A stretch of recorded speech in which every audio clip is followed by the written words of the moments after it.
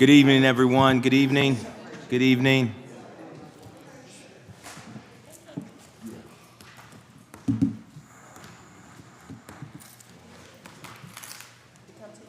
Well, glad to see you. Good evening. Good evening. Welcome to this evening's Akron Citizens Police Oversight Board for June the 12th, 2024. We'll begin with our roll call. Gippin. Here. Peoples. Here. Hawkins. Here. Castle. Here. Costa. Present. Richards. Here. Miss Annis Boyd is here. Miss Annis will be absent on this evening. I'd like to make a motion to approve last meeting's minutes. I get a second? Second. All in favor? Aye. Aye. Any opposed? All right. We'll move forward with our purpose of the Akron Citizens Police Oversight Board. The overarching mission of the Akron Citizens Police Oversight Board is to foster conditions and police practices that ensure the safety of all residents of the city of Akron. The CPOB is empowered by a new city charter provision to independently direct the police auditor, whose office reviews investigations into complaints and misconduct involving officers. The board and auditor also review every standard investigation, whether by the Akron Police Department or outside agency, into the use of deadly force by an officer. Our values, our decisions and actions are motivated by our love for Akron and our desire for all to feel safe in the community. We value unity in voice and action. We respect each other and those we serve. We seek to build relationship of trust, and we seek to always conduct ourselves with integrity. We listen to understand, learn, and lead. We strive to be inclusive of all stakeholders' voices. We value change at a system level. We hold ourselves accountable for our actions and deeds, and we hold our partners and those we serve to be accountable for their actions and deeds. The next item on our agenda is public comment. Is there anyone who is looking to give public comment on this evening?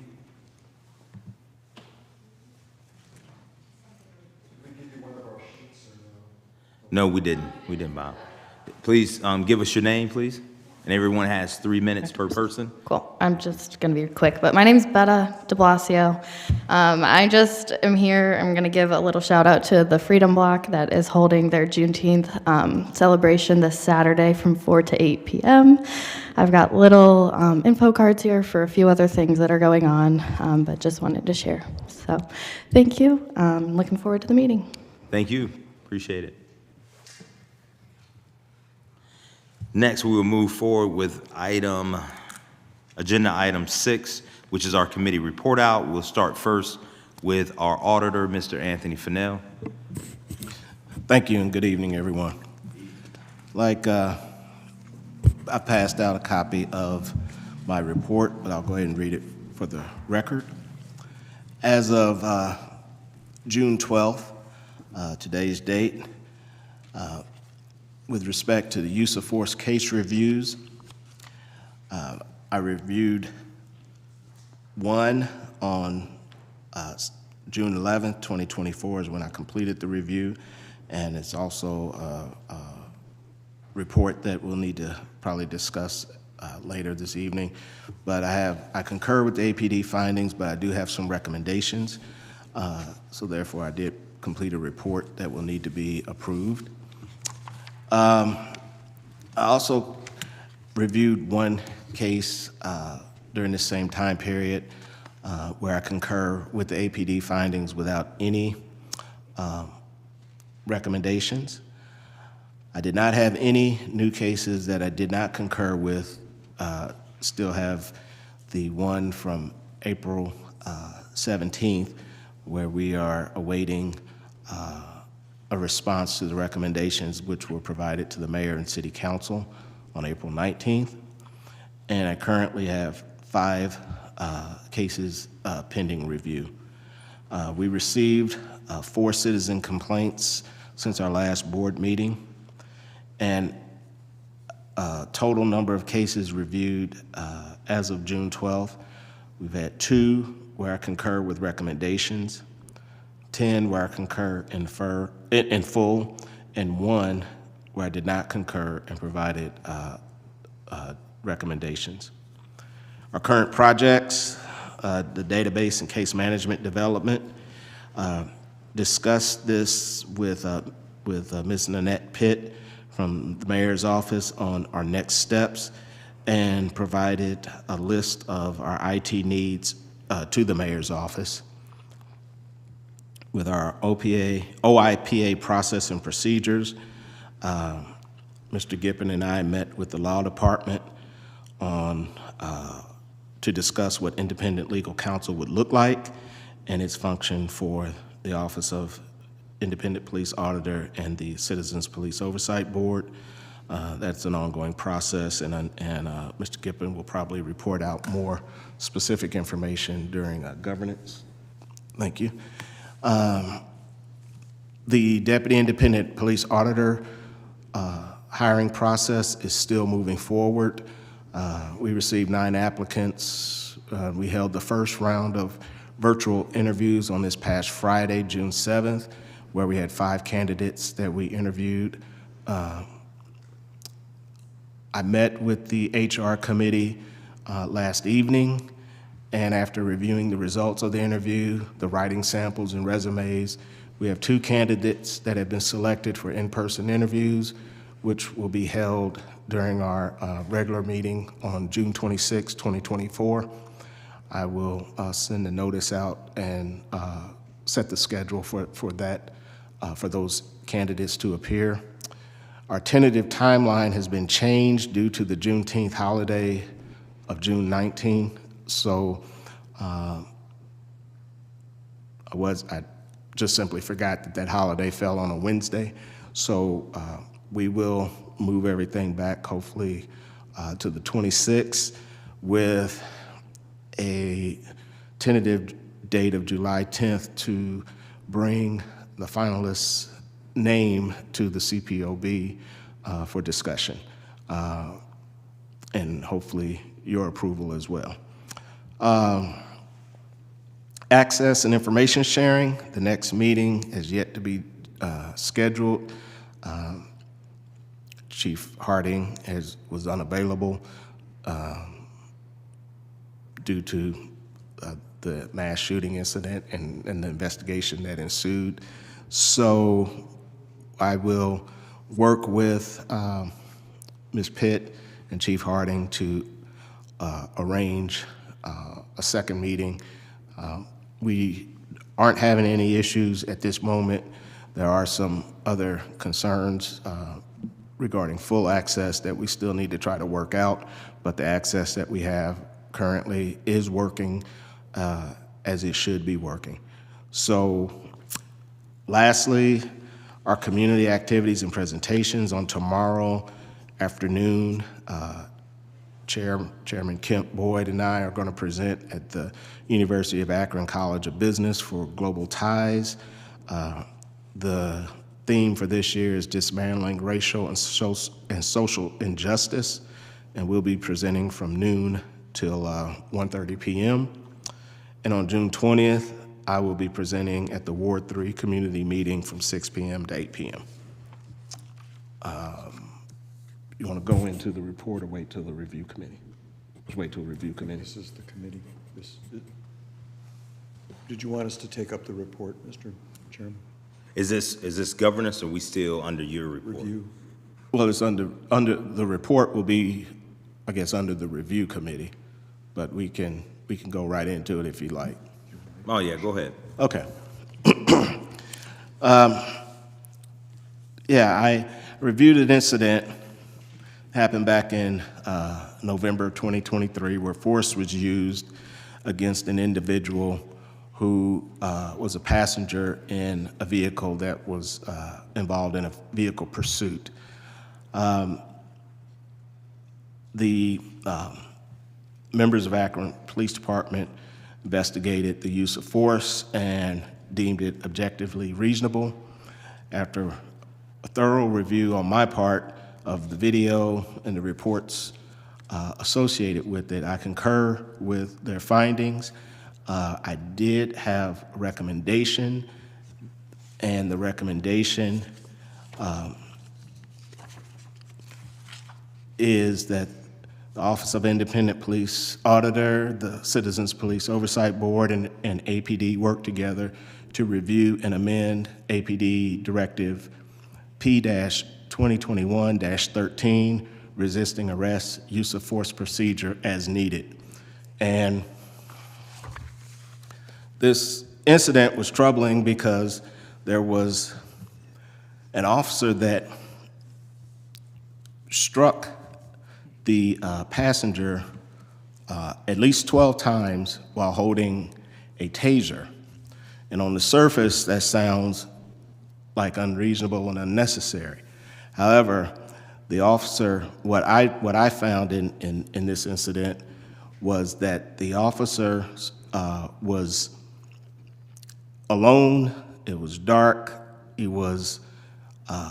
found the individual hiding in some dense overgrowth on the side of a highway embankment, so that he was working at an angle, a steep angle, and that the individual was also fighting and resisting the officer. So it was multiple factors in play, not just simply an officer striking someone about the head and face with this taser.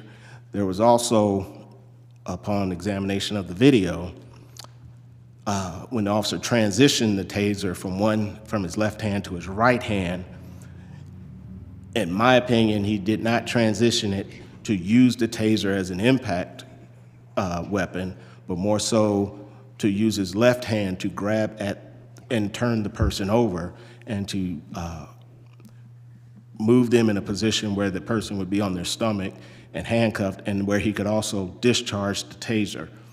And when the officer struck at the individual, it was not necessarily using the taser as one would use, say, if you've seen on television where someone uses a pistol to, quote unquote, pistol whip someone. It was not, in my opinion, that type of use of force. It was more so that he was holding this taser and striking the subject just during the whole course of the fight between the two. Once other officers found them and they were able to secure the subject, the officer did not use any more force. So in my opinion, as difficult as it sounds, or to imagine someone being struck in such a manner, that the force used was objectively reasonable in this circumstance. But my recommendation stems from the fact that the directive for the use of force in resisting arrest does not address head strikes or strikes to the face. And there needs to be something, I believe, in that directive that addresses when it's appropriate for someone to use such force against an individual. So that's why I made the recommendation. Thank you, Mr. Fennell. Any further comments? Mr. Chairman, I'd like to put a motion on the floor to approve this report. Second. Any further discussion? We'll roll call vote. Mr. Gippon? Yes. Peebles? Yes. Hawkins? Castle? Yes. Costa? Yes. Richards? Yes. Boyd, yes. Motion passes. Thank you so much, Mr. Fennell, for your report out. Now we'll go to our Governance Committee with Mr. Gippon. Thank you, Mr. Chairman. We have no action items, but we had a productive meeting the other evening. Main topic really was looking again at development of the procedures, thinking back to the list and the prioritization that we did now a number of weeks ago. But with things now, proceeding as they are, and particularly with the review guideline behind us, that I think we have now the time and space to begin the work of developing those procedures. So we looked again at the the priority list just to be sure that it still made sense based on things as they are. It still did, so which means that the first priority is going to be what I'll call the housekeeping procedures of one kind and another. And we'll kind of get to that drafting and hopefully begin to move those out of committee and here. I think the feeling was that we can that one maybe as one or set of procedures can probably go alone to council as opposed to each individual procedure within that. But so we'll try to be efficient in how we do it, but we want to get that back underway. We had some additional discussion about generally use of force, that topic that we've been talking about. We didn't talk about this matter, but had a good bit of the discussion had to do with head strike. So we had that discussion. And then finally, I reported to the committee concerning the discussions that we'd had to that point with the law department, which were very productive towards developing independent legal counsel as needed for the board. And that kind of is the sense that rather we won't have anybody on retainer. This is not a lawyer who would be substituting for the law department in most things we need, but where we have matters where the potential for conflict of interest, is clear enough. The hope would be to have a lawyer that we would know that's who we're going to. So that was the idea. And then since the committee meeting, we had another telephone conversation yesterday, I guess, right? Yeah. Time flies. We had a follow-up conversation with Ms. Matz and Mr. Angeloni yesterday afternoon. Again, very productive.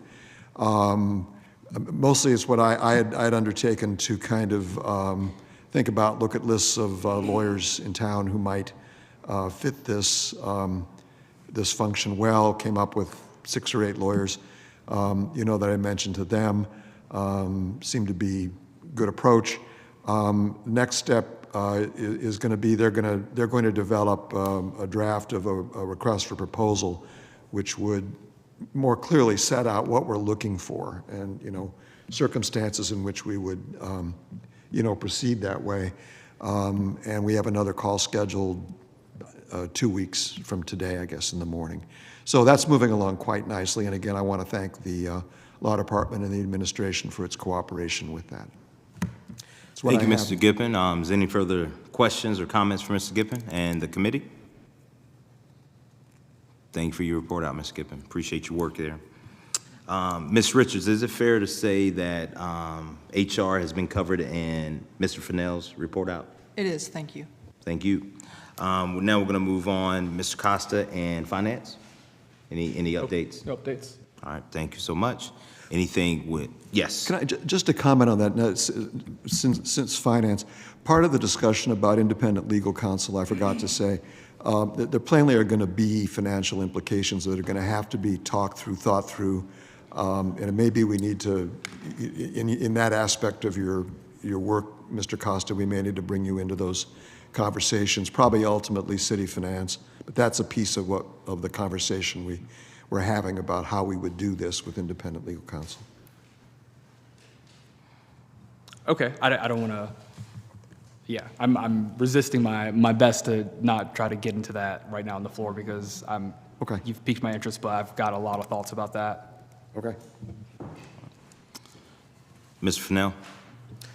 Yes, thank you, Chair. I'd like to kind of step back a little bit to the HR committee. It was one thing I forgot to add, and this is for each board member. I will be sending out, I will be emailing you in the next day or two a packet, an email document of the 2 candidates that'll contain all of the information we have on them so that you can begin to prepare, read through it and prepare any questions you have. We also have notes from their interviews that I will include so that you can get a synopsis of the responses that they provided us during their virtual interviews. I don't have a list of questions for the board.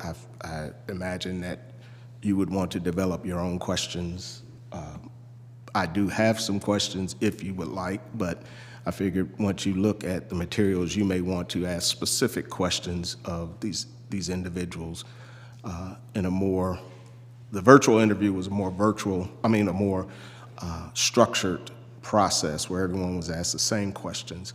I don't know what the board's pleasure is when we bring them before you for an in-person interview. So I'm gonna provide you with all of the information to develop whatever questions of interest that you have.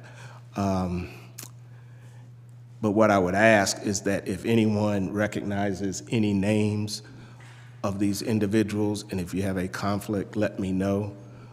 We want to make sure that this process is above reproach and no appearance of any kind of impropriety. So if there is a conflict or perceived conflict, just let me know, and you'll probably most likely have to sit out that portion of the process. But just let me know ahead of time, please. Thank you. Thank you, Mr. Fennell. From a community engagement perspective, we already heard about several events that Freedom Block will be hosting on next week. Also want to make everybody aware of an event that's going to be going on next Tuesday, June the 18th, over at E. Andecy on at 550 South Arlington Street from 6 to 8 p.m. It's going to be hosted by Councilman at Large Eric Garrett. He's going to be having a community meeting, and so if anybody is able to make that, I think our presence at some of these community events is definitely important. I know that Mr. Fennell has been making his way around the city also, and so we appreciate the community for keeping us posted on things that are going on, so that we're aware, so that we can be present and involved. And so, anything else to add? Yep, and just to piggyback off of that, I've been helping Downtown Akron Partnership with some of the planning of their Juneteenth events. So on Friday, June 21st, from 6 to 8 p.m., there's going to be an adult mix and mingle. And then on Saturday, June 22nd, the following day, there's going to be a family celebration, and that's planned for 3 to 6.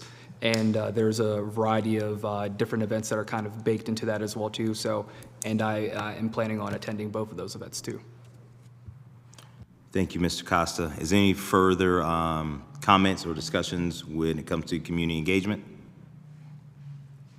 Okay, that ends our committee report outs. Now I'll go on with the chair's comments. I just want to make sure that we acknowledge and also extend our sincere remorse for the victims of the mass shooting that took place on June the 2nd, and the one death, and be in support of those families and those individuals there. And also want to just extend a sense of gratitude and support for Ward 5 Councilman Johnny Hanna, as well as Councilman at Large Eric Garrett, as well as Tara Mosley, who have been over in that community working really hard to support those residents, and just presenting themselves, I think, respectfully and supportive to them. And so I just wanted to comment on that as chair of this board, and very appreciative of the work that each and every person on this board has been doing, especially the office of our independent police auditor, Mr. Fennell, but also Shannon as well.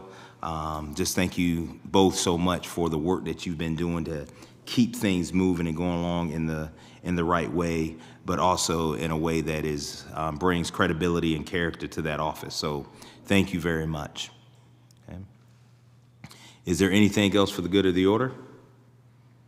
If not, can I get a motion to adjourn? Second. All in favor signify by saying aye. Aye. Aye. Any opposed? All right. Thank you so much. Have a great evening, everyone.